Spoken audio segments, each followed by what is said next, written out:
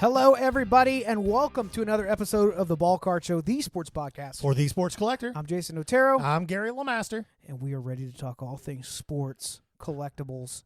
But mostly football. This is the sports podcast for the sports collector. We just said that. I know, but I just You're repeating it? Emphasis on the other syllable, you know. You couldn't even spit that one out. Did you have a late night last night? We're just going right out of the gates. Coming in hard. Pow.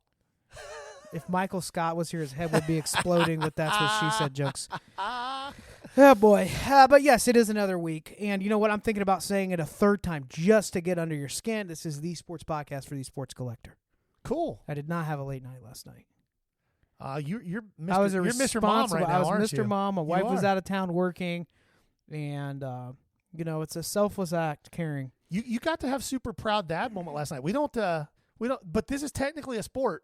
Yeah. And there are technically collectibles for it. So we'll let you brag a little bit. Jason's son My son's really good at video games. Turned out to be potentially not potentially, he is a top 1% in the world Apex player. Yeah. And potentially maybe some like sponsorship opportunities and stuff like that. And they had a real good night last night. I feel like my kid's getting scouted for a sport getting I recruited. don't know anything about.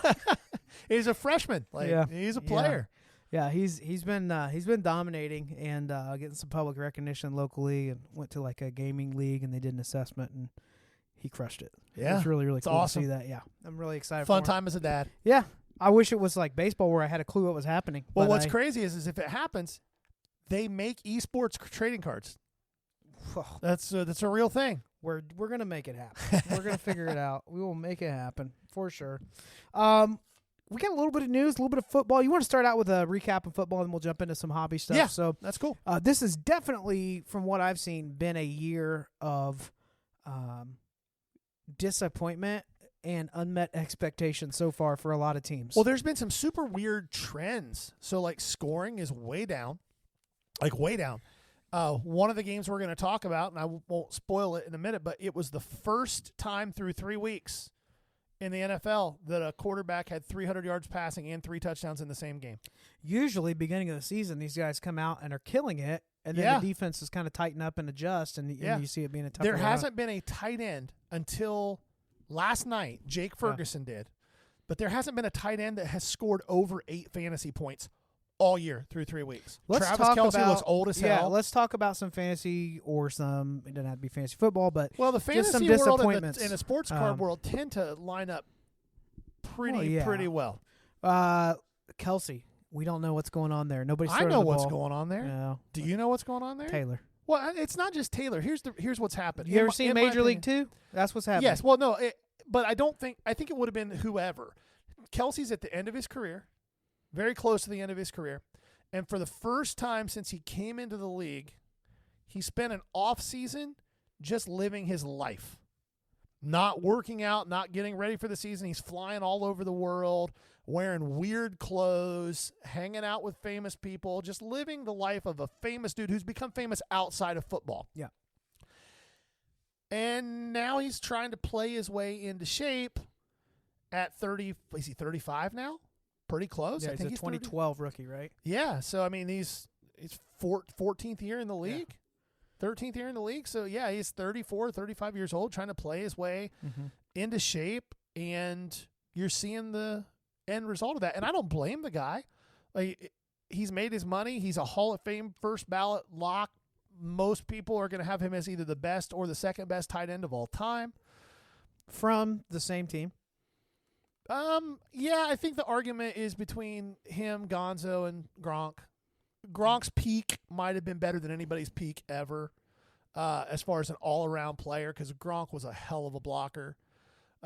He had a pretty good team. Yeah, he to did. Play with in peak. And Gronk. And Gonzo and Kelce are very similar. My pick is Gonzo on this one, but yeah, that's fair. I don't think. But anyway, he is that guy. But this year he's not.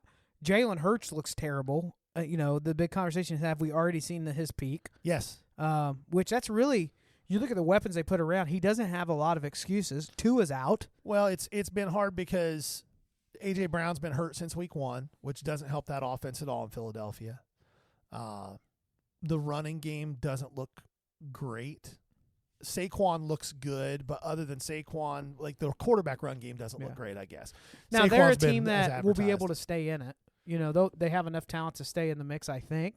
Hurts is capable, I think, of playing well, but I don't think there's more to see than we have. I think that situation, anytime you have a head coach and a quarterback who seem to hate each other, it's tough. Yeah.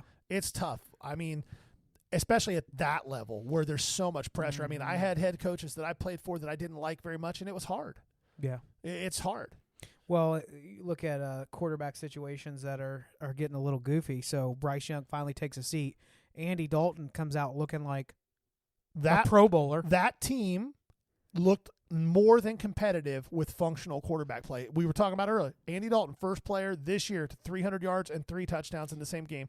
No picks. The entire team looked energized that they didn't have to roll Bryce Young out What there. was his rookie year?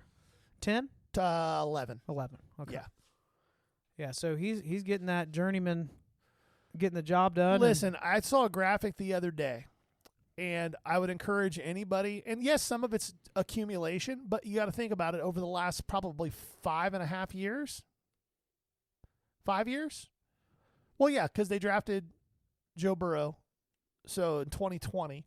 So, yeah, over the last 5 years, Andy Dalton's been on 3 teams. But before that, he was a starter. And since then, he's only started like 9 games in that whole period of time, maybe 10. Go look at Andy Dalton's career stats and where he ranks all time. He's a top 50 quarterback of all time statistically. Yeah. Now, that's not a Hall of Famer, but it's pretty damn good. Mm-hmm. It's pretty damn good. Yeah. So him coming in and being successful and having a team that just everybody looked energized. Everybody was saying all the receivers aren't getting separation for Bryce Young. Well, those receivers created a lot of separation for Andy Dalton. Yeah. Yeah. Sell your Bryce Young if you can. It's not looking great for him. Meanwhile, head a little bit north and Commanders have a quarterback. Jaden Daniels can play, boys. He's really good. Him and Penix were the guys I said coming in. I thought they were the 2 best in the draft. We'll see what Penix looks like when he gets his chance, but boy, Jaden Daniels is good. Jeff Saturday was talking about the play that he made to Terry McLaurin in the corner of the end Oh, zone, what a which throw. was beautiful. But he brought up a really, really good point. He said, you know what you don't see? And I'm paraphrasing here, but he said, you really don't see rookie quarterbacks know that hit's coming, stand in there, And take it, and deliver the throw. Yeah. He said, you don't realize what that's going to do for the locker room when they realize Oh, that's the yeah. kind of quarterback they have. Yeah. And so, again, it's the Commanders, but man, he's a legit quarterback. The thing that has impressed me more than anything else about Jaden Daniels, I knew he could run. I knew he could throw the ball pretty well, but here's what has impressed me. I wasn't sold completely on the accuracy. The accuracy is there. But more importantly, he is consistently getting to his 3rd and 4th reads. And he is not making mistakes. And he is taking what the defense gives him and not trying to force the ball. And when he does try to take a shot, it's never into double coverage. Yeah. Ever. 3rd and 4th, checking down and seeing that many options. Usually it's something that these guys don't really figure out till 2nd or 3rd year because it's happening so much faster. Yeah. So it's been very impressive to watch. My favorite thing to watch this year has been the Cowboys. Implode I and will just be bad. never understand the excitement around a team that does not produce. If the general public and sports media talked about the Dolphins the way they talk about the Cowboys, okay? Because it's very similar conversations here. People would be so annoyed because they're saying the same thing. Well, they have talent, but they don't produce. Yeah, they have a billionaire that pays big contracts, but they haven't the owner loves the quarterback a little too much. Exact same scenario there. Yeah. And once again, we have a team. They struggled with the Giants last night. If the Giants That could have gone can the other score way. a touchdown in their 5 trips to the red zone, Yep. they win the game. I will say this. The Cowboys are 2-1 right now, and it's the least impressive 2-1 I've ever seen, other than spanking a terrible Browns team led by a terrible human being. Yep. They have struggled. They lost last week, and then this week, again, I thought the Giants outplayed them. Weird things in Dallas. There's a lot of Mike McCarthy is starting to get – Jason will know what I'm talking about. immediately when I say this, and I'll explain it to you guys. Mike McCarthy is turning into Jim Tressel, in my opinion. And my biggest criticism of Jim Tressel at Ohio State was he would have a game plan that in the first half of a game crushed teams. And everything worked. And in the second half, they would come out of the locker room and be like, oh, forget that. It worked too well. Let's just do something completely different. Yeah, it's making it I think it's an ego issue because it turned in for Tressel. It turned into like, all right, now it's about the clock. No, you have a whole half. Yeah, and the games were always so much closer than they need to be. Yesterday, that Dallas game last night against the Giants, very entertaining game. CeeDee Lamb is torching the Giants in the first half. He has 7 catches for 95 yards and a touchdown. They cannot cover him. In the second half, he's open every other play. He has 1 catch for 3 yards. Mm-hmm. What? Mm-hmm. You're trying to force the ball to Brandon Cooks and Jalen Tolbert in double and triple coverage while CeeDee Lamb is running for you. See CeeDee Lamb just on the sideline. You see it on his face. If we lose this game, I'm going to kill somebody. Like, he's just like, what else can I do? You just paid me all this money. Yeah. What? What is happening? Well, and honestly, at some point, when you have an owner that needs to be in the center of the spotlight, like, think of how much different camp is if Dak just gets his money and then you go into training camp. Yeah, well, because he was going to pay him. Jerry Jones. He's going to pay the guy. Jerry Jones is a good owner and a terrible GM. Yes. Yep. It's that simple. If Jerry Jones would have the ability to separate his ego and say, hey, I'll write the checks. I need somebody who understands actual football. Jerry Jones thinks he really knows the game of football because he was a backup offensive lineman for Arkansas in the 50s. Mm-hmm. Like, he thinks he knows the game of football for that reason. Yeah. And it's been proven ever since Jimmy Johnson left that team. They won a Super Bowl with Barry Switzer, but it was all with Jimmy Johnson's system and the rest of his staff. They haven't done squat. Now, that game last night also showcased another 2 players on the other side of the ball, and 3 really. No part of me is telling you to go buy Daniel Jones cards, so don't think I'm saying that. But also, I made some pretty declarative statements about Daniel Jones in the preseason and after week 1. I may have been wrong. Daniel Jones is not a superstar, but you take away week 1 where he was a trash can, and he's a top 10 quarterback in the league statistically through 3 weeks. He's coming back from injury, right? Yeah. And last night he looked very good. He was decisive. He was placing the ball where his receivers could catch it only. He was not throwing his receivers into harm's way. Mm-hmm. I'm not telling you to go buy Daniel Jones cards, but if you have some Daniel Jones cards or you can find them cheap, it's maybe not the worst thing in the world. Now, the other 2 players, that one of them I think is a massive hobby buy right now, and he's gotten consistently better and better and better and better and better over last year and so far this year, is Wan'Dale Robinson. Wan'Dale Robinson is the Giants' number 2 receiver, and we're over here talking about the number 2 Giants receiver. I mean, are we you can buy, are we hurting for content that bad today? No, but I'm trying to provide some potential dollar gains for our listeners. You can buy really nice Wan'Dale Robinson rookie stuff pretty cheap. Mm-hmm. And he was a 2nd-round pick last year for the Giants. He was their first pick. Yeah. He is elusive in space. He's caught 5+ passes in every game so far this year. Now, the other dude who I said in our preseason talking about was a sell for me, but he was a sell because of Daniel Jones. If Daniel Jones can play the way he's played for the last 2 weeks, he's not a sell anymore. Malik Neighbors is a dog. Malik Neighbors is legit. He's really good. And if Daniel Jones can deliver him the ball. We've seen Daniel Jones crap out. We have. Now, but 12 catches for $120 last night? Yeah, his class was him, Kyler. Who else was 19? Daniel Jones? Yeah. Was that it? That kind of that stuck quarterback-wise. Yeah. I was super excited about him. I still think there's more to see. The opposite of Jalen Hurts. Jalen Hurts is a freak athlete. I think we've seen what he's capable of, but I don't know if there's more. Daniel Jones, like every season, there's a point where he kind of gives you a glimpse. Then he does stupid Will Levis stuff where he's like fumbling, scrambling. Like I remember when I started playing baseball a little more competitively, like towards in high school, going into college stuff, it was like if the game was on the line and you were a little bit nervous, you were going to throw that ball away. Like, you have to be chill. You just have to do your job. But I think terrible analogy. Don't know why I said all that. Daniel Jones, I just don't know. Like, I think there's a capability of much more, but you and I were talking. This is year 6. Yeah, this is his 6th This is year 2. Now year 3. He's basically missed the equivalent of 2 full seasons to injury. Yep.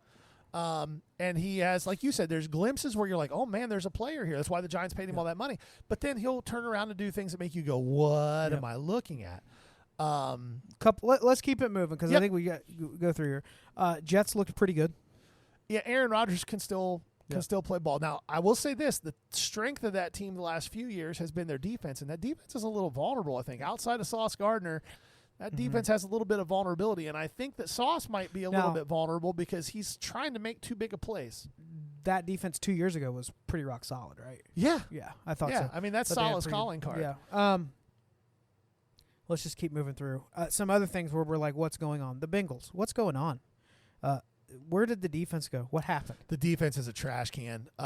So a couple things from the Bengals game this week. One, and this is a big one, there's nothing wrong with Joe Burrow. Everybody made a big deal about the wrist. He just needed to play his way You're back right. in. Everybody's like, Joe Burrow is, what's he doing wrong? Well, I don't know, but something's off. Yeah, no, that team's going to score points, but my God, they can't score 40 every week. And if you got to score 40 every week to win, it's not going to be pretty. Now, the Bengals could be, and this is what's crazy about the NFL. The Bengals and Chiefs are a great analysis here. The Bengals are week one bad showing and like 3 plays from being 3-0. The Chiefs are 3-0, but they're like 3 plays away from being 0-3.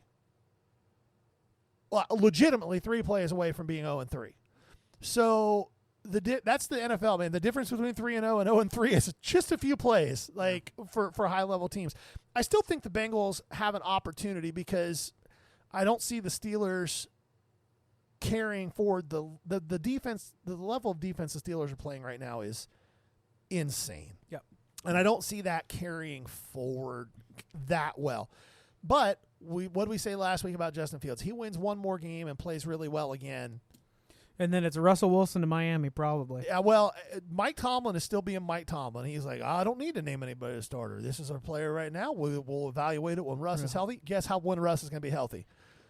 He's not. Once Fields has 5 wins under his belt. Right, exactly. And then if you stocked up on Fields after week 1, you're probably doing pretty well right now. His stuff is I know his stuff's about flying 30, 40, 40, 50%. Yeah. So okay. One more is just Sam Darnold and the Vikings. We talked about it last week, but it's just been fun to watch.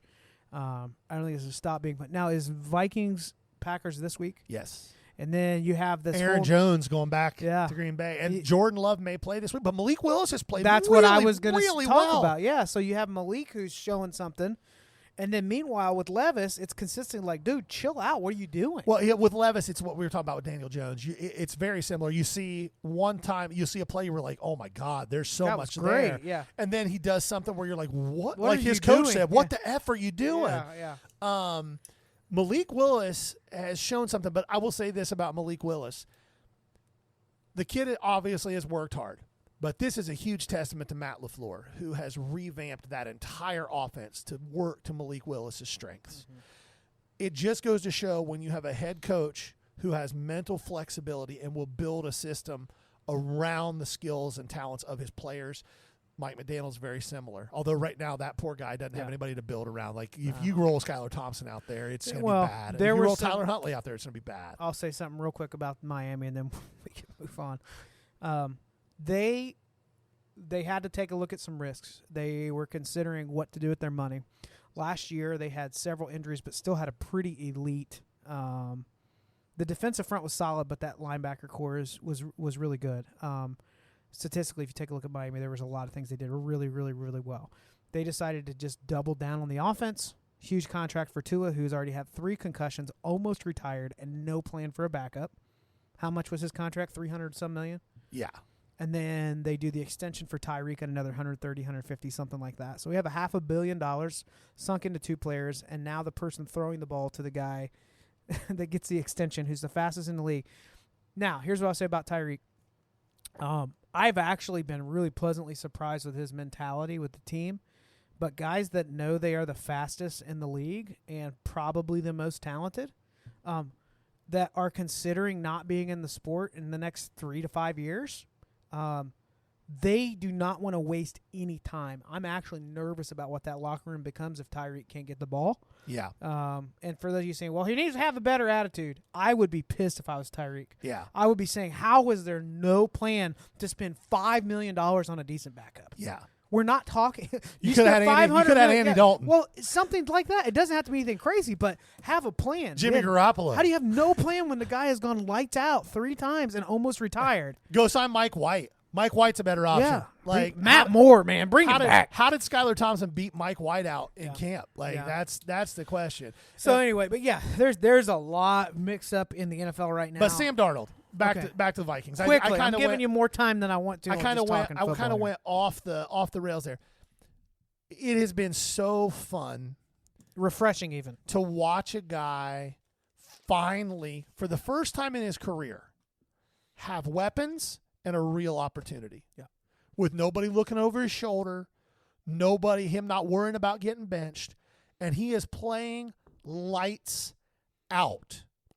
He's not making mistakes. He's distributing the ball to everybody, and you can see it in his face and his body language. He is playing with a chip on his shoulder. He is playing with 2 middle fingers in the air to everybody right now, and I love it. It is so much fun to watch. I agree. For those of you that always believed had his big cards, this is your time. Probably cash in now. I mean, maybe there's a Super Bowl run, but I don't think there's a Super Bowl run. Maybe you give it a few more weeks, but the iron is hot right now, what we're saying. Yeah. Okay, let's jump into some hobby-related stuff. More specifically, PSA had some updates of a couple things that they're going to begin doing. The first, in the past, if you send a card and you think that, if it grades out a 9 or a 10, you think it's worth $500. If you think it's a 7 or 8, let's use a vintage example. Maybe it's worth $700, $800, and all of a sudden it's actually $1,500 of the grade. PSA would reach out to you and say, hey, we actually need to charge you more based on the valuation of this card. To the large majority of us, that's great news because my card's worth a lot more money, so they need more money. Which is dumb, but okay. Yes, I agree. However, now they're going to automatically update it and charge you up to, what did you say, $500? Up to $500 is going to be an auto upcharge. So if you submit to PSA, make sure you have room on your credit card, whatever's on file. Yep.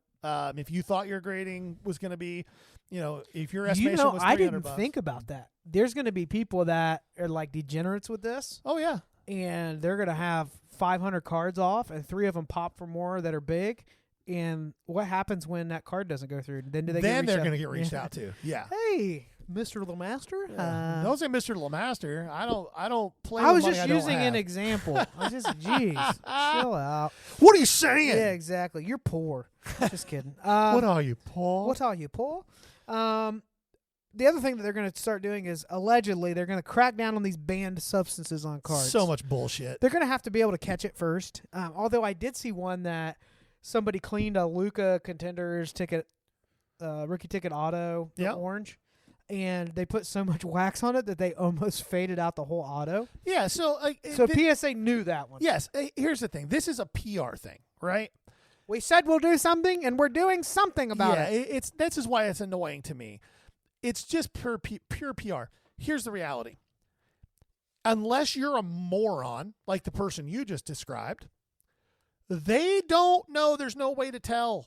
There's literally no way to tell. If I go to my window in my house and I spray Windex on it and then I wipe the Windex off, is somebody come into my house and go, oh, I detect Windex? No. Now, if I smear wax all over the window and leave it, they're going to be like, why is there wax on your window? Like, just don't be an idiot. Don't permanently alter your cards and send them in. Don't try to add color to them.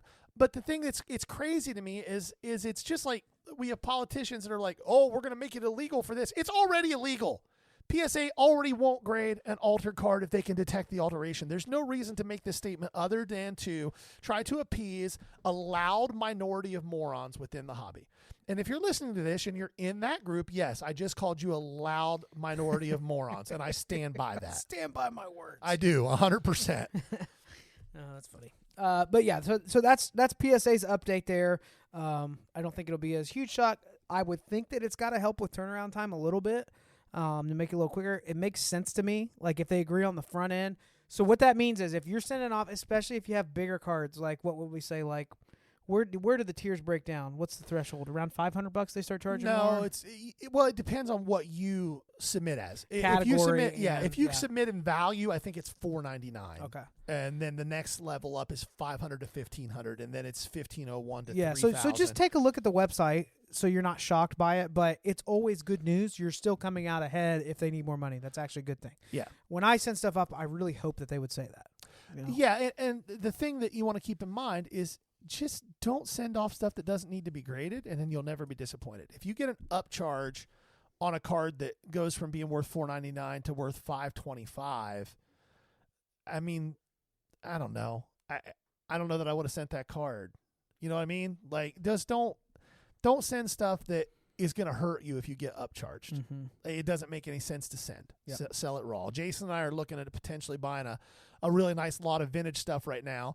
And in Jesus' name, I pray. Yeah, the thought process is to take the stuff that we don't want to grade and sell it raw and use those dollars to pay for the grading of the nice stuff. And in this lot, if we get upcharges, we're going to do backflips. We will be high-fiving each other and cracking open a nice bottle of wine. Yeah, well, bourbon, but whatever. Yeah. Or, I mean, why has it always got to be alcohol, Gary? What is it with you and alcohol? I mean, my liver craves what it craves. Yeah, you can only, I haven't had a drink in 3 days. No, it's been like a week. Oh man. Maybe man. 2. No, I think 2 weeks. No, 2 or 3. I haven't had a drink since the National. You know what I didn't want after my vasectomy? A drink. How you feeling there, buddy? I am. I would say I'm 85%. So, and you've got the marathon getting ready to start. Well. Yes, yes I do. So there's a thing. I'm not sure if I've had that or not. So everybody else I know that's had a vasectomy, like 3 days later, they're like, I'm 100%. I was struggling. I was in some serious pain. Listen, last week we went to we went to 2 shows. Yeah. And like you can tell when I'm not joking around. And some of these were like, we're going down bumpy back roads, and I just look over at Jason, and he's like just holding himself up so there's just support. And I'm like, I'm trying, man. I'm trying. Yeah, it's bad. So, but there's like a 1. So the numbers vary. By the way, don't look at medical journals relating to vasectomies because 1, it's a far more barbaric procedure given the technology we have now. And 2, there are a lot more vasectomy complications than people talk about. Why is this surprising to you? Somebody is opening a part of your body that's unbelievably You know why? sensitive. It's very simple. Because everyone acts like it's not a big deal. My whole life, it's like, oh, it sucks, but it's always felt like a big deal to me. Well, yes, I understand. Hey, I lived it. Yeah, I know. Anytime anybody other than me or my wife is in that area, it's a big deal. Yeah, it is a big deal. I'm not trying to downplay that, but my expectation was just what everyone else experienced. But there is a thing where it's like prolonged chronic pain. So for some people, that's like a few weeks. For some people, it goes like 10 years. Oh, God. Now, I'm getting better, so I don't think that's the case. But I really did not expect to be down and out for the count. And you hear stories of guys that like tried to go work out, and they're like, "Well, if you have this thing, one way that they can address it is just do the surgery again." No thanks. And put it back together. Oh, which is like a deck of cards falls on the floor. You're trying scooping to it back together. Scoop it back up. So anyway, product releases this week. Whew. Yeah. Topps Chrome Sapphire came out. Yep. Insanely priced. However, the J-Dom 1 of 1 got pulled by Backyard Breaks. Okay. Actually, my buddy Riley pulled it. Okay. Yeah, on a stream a couple days ago. Nice. Speaking of J-Dom, hitting the ball okay for the Yankees. Mm-hmm. Trash in the field. Yeah. I mean, the outfield play has been horrendous. Mm-hmm. You think coming back from the injury, that's the reason, or Because they keep trying to play him in left field, and he's a center fielder. And, Yeah. and for a lot of people that don't understand baseball, they're like, why is that a big deal? It's very different. And playing left field in Yankee Stadium is really difficult because that's where the wind all kind of congregates. Yeah. But it's been almost comical to watch. the trajectory is very different in left field a lot of times. Yeah. So Yeah. your jump on the ball changes. Pull hitters are going to catch it hot. You're going to have the ball moving like a two-seamer off of lefties. Yep. So it's different Yep. for sure. You know, ever since I played center field at Yankee Stadium, but sounding like you with quarterback stories here. Wow. But yeah, so you like how I turned that into an insult? I do. You know? It's good work. But yeah, J-Dell's Golf back. clap. Not your problem though. You sold the card. I did. I sold the card. Still have not gotten anywhere on that. Do you want to talk about before we wrap up today? I do think you should talk about the football pickup you had this week. That I was very impressed with the dual. Oh yeah. Again, I was going to make an offer on it until I realized how big the card is. I was like, I don't need it to happen. Yeah. So everybody has heard me say this, and I'll keep saying it. I like unique, interesting stuff. And a card popped up available this week that I've never seen before. And it's a Grail type card for a 90s, early 2000s collector. It's a 2009 National Treasures on card dual auto of Jerry Rice and Michael Irvin, number to 15. It's a BGS 9. I have not had time to get into any research on it, but it's going to be unbelievably low pop anyway. This may be the highest graded one that's out there. I've never seen the card before. It just never comes up. Hadn't sold publicly since like 2015.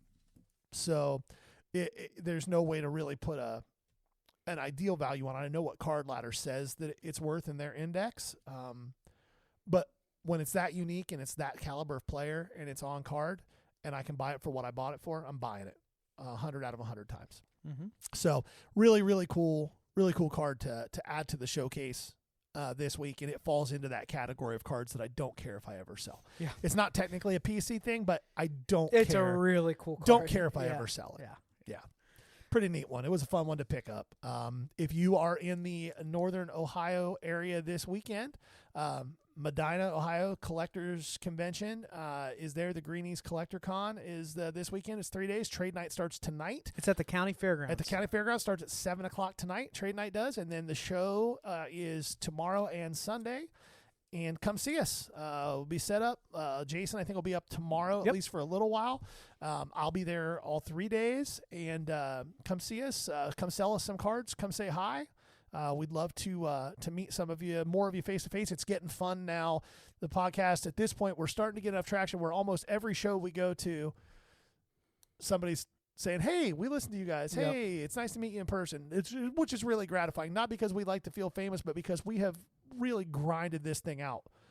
We're into our 4th season. Yeah, over 100 episodes, 4 seasons. And one of the longest consistently running sports card podcasts on the market. Yep. And to finally start to see you guys being able to, from a volume standpoint, see that you're getting value from it, that you enjoy it, that means a lot to us. I haven't done this in a while, so I'll go ahead and ask now. For those of you that have consistently streamed our podcast but have never followed or subscribed, it actually helps us a ton. Yes. Here's how.